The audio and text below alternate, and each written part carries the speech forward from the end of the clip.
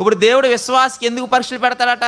ఏమంటే అతనిలో ఉన్న ఏమైనా లోపాలుంటే తీసేసుకోవడానికి, ఇంకా చక్కగా దేవునిలో బలపడడానికి దేవుడు మనకు పరీక్షలు పెడతాడట. అంటే దేవుడు పెట్టే పరీక్ష మనకి యోగ్యమైనదే.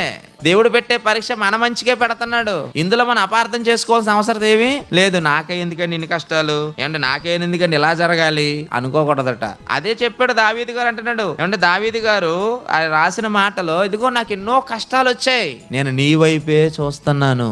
ఎందుకో తెలుసా? ఈ కష్టాలు వచ్చినా నన్ను ఆదుకోగలిగిన వాడు నువ్వే. నువ్వు నన్నేం చేసావు తెలుసా? పరీక్షిస్తున్నావు. యెహోవా నీతిమంతులను పరిశీలించును. అంటే నీతిమంతులకు పరీక్షలు పెడతాడట.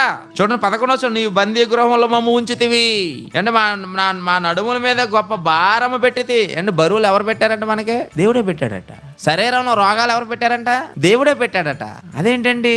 పెట్టాడు. అవును, రోగం రాకపోతే నువ్వు ఎలా ఉంటావు? రోగం వస్తే నువ్వు ఎలా ప్రవర్తిస్తున్నావు చూడాలిగా, పరిశీలించాలి కదా. ఇప్పుడు అంత ఆరోగ్యం ఉందనుకోండి, ఎక్కడికి రమ్మన్నా నేను వచ్చేస్తానండి అంటావు. నీ దగ్గర డబ్బులు ఎక్కువ ఉన్నాయి అనుకోండి, ఏం చేయమన్నా చేసేస్తానంటావు. ఇప్పుడు నీ దగ్గర డబ్బులు లేనప్పుడు నువ్వు ఎలా ప్రవర్తిస్తున్నావు చూడాలి. ఎవరు చూడాలి? దేవుడు చూడాలి.